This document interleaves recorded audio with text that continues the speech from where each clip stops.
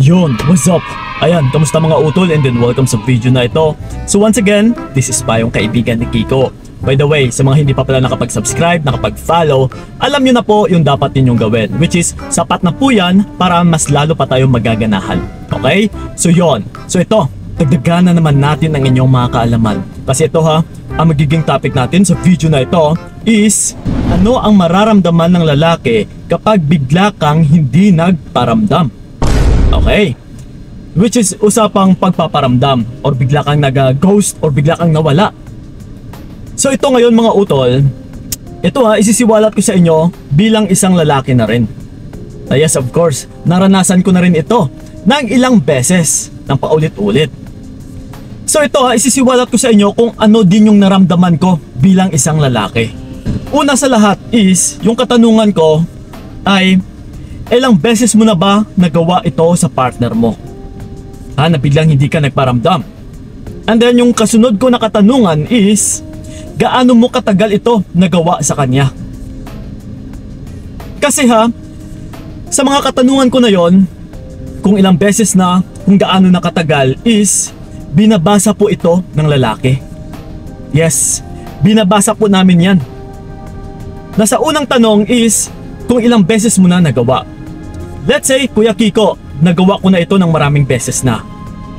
So sa unang pagkakataon, let's say nawala ka ng isang araw, syempre, ano ba yung mararamdaman ng lalaki na bigla kang nawala ng isang araw? Mabibigyan din siya talaga ng takot, ng konting kirot, or curiosity. Na mabibigyan siya ng konting takot, uy, bakit bigla siyang nawala? Bakit hindi siya nagpaparamdam? Pero kailangan mo pa rin tignan kung ano yung mga rason kung bakit mo nagawa na mag-pull away or hindi magparamdam. Kasi maiisip din yun ng partner mo na uy, nawala siya ng isang araw. Siguro dahil sa away din namin kahapon. So hahayaan ko lang muna. Yes. Pero kung wala kayong away, wala kayong argumento na nangyari, is talagang magtataka yung partner mo. Talagang mabibigyan siya ng palaisipan na uy, bakit kaya nawala siya? Bakit kaya hindi na siya responsive sa akin? Yes. And then pero ito, after one day kinabukasan ay nagparamdam ka. So yon, which is una mong nagawa na yung hindi mo alam ay binabasa na ito ng partner mo. And the next time, sa uulitin na hindi ka na naman magpaparamdam, let's say one day hindi ka nagparamdam, yes, tatatak na yun sa isipan ng partner mo na uy, hayaan ko na nga ito. Kasi dati is nagawa niya na rin naman ito sa akin eh. So one day nawala siya, kinabukasan ay magpaparamdam din naman ito. Yes. Pero ito, once na kinabukasan ay hindi ka pa rin nagparamdam, so again, mabibigyan na naman ng kutob yung partner mo na oy, mukhang medyo matagal-tagal to ah. So hayaan ko pa din kasi dati is bumalik din naman siya eh. After one day is bigla naman din siyang nagparamdam. Bigla din naman siyang bumalik. So ngayon maybe, kung hindi siya nagpaparamdam sa ngayon, maybe after one day, after 2 days, yes, after 3 days. So ganun lang po yun utol. Ha, binabasa ka ng partner mo kung gaano katagal at saka kung ilang beses mo na itong nagawa. Let's say ito ang katanungan. Gaano mo na katagal ito nagawa? Ano yung pinakamatagal na hindi ka nagparamdam? Kung hindi ka nagparamdam 1 week, Kuya Kiko, yes, mga 1 week na po na hindi ako nagparamdam sa kanya. Yun na po yung pinakamatagal namin na hindi ako nagparamdam talaga sa kanya. So ngayon, binabasa din ito ng partner mo na kung dati is nakayanan mo ng 1 week na hindi nagparamdam sa kanya is papasok sa isipan ng lalaki na oy, dati nawala to ng 1 week eh. Pero still, bumabalik din naman siya sa akin. So kahit dagdagan mo pa ito ng another 1 week, let's say 2 weeks na hindi ka na nagpaparamdam, pero kapag bumalik ka utol, yes again, mababasa at saka mababasa ka na naman ng partner mo. Na oh, di ba? Kahit hayaan ko lang siya kahit 2 weeks, kahit 1 month pa siyang mawala, still, babalik at babalik din naman yan sa akin. So ngayon, dito kanya ma-validate na hindi mo kayang mawala siya. Nawawala ka lang ng saglit. Nawawala ka lang for the meantime. Pero still, bumabalik ka din naman. Lalong-lalo na kapag hindi ka sinusuyo ng lalaki. Lalong-lalo na sa isang pangangamusta niya lang is bumabalik ka din naman. So tatatak at saka tatatak yan sa isipan naming mga lalaki na hahayaan ko na nga to.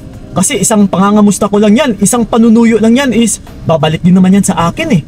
See? So diba?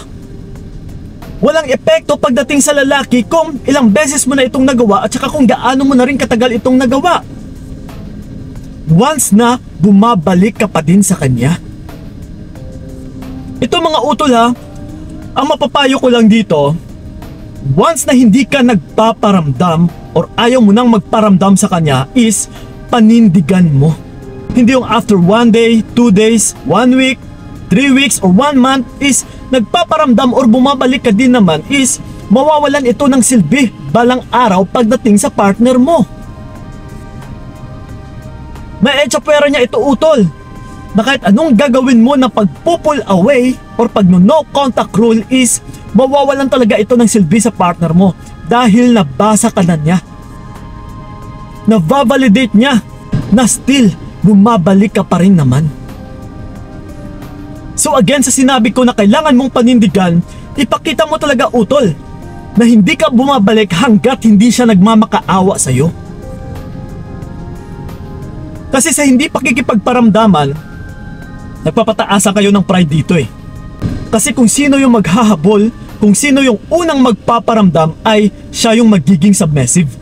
Na for sure, siya yung maging sunod-sunuran. Pero pagdating kasi sa mga kalalakihan utol, once na naging submissive ka, lalong-lalo na kahit mali namin is ikaw pa itong nag-submit, ikaw pa itong nagmamakaawa, ay talagang maaabuso ka.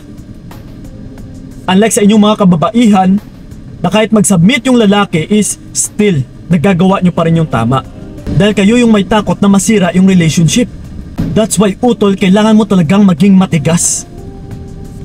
Once kasi na ikaw yung bumigay dito, once na ikaw yung naging submissive, is talagang maging sunod-sunuran ka sa partner mo na mas lalo kanyang aabusuhin.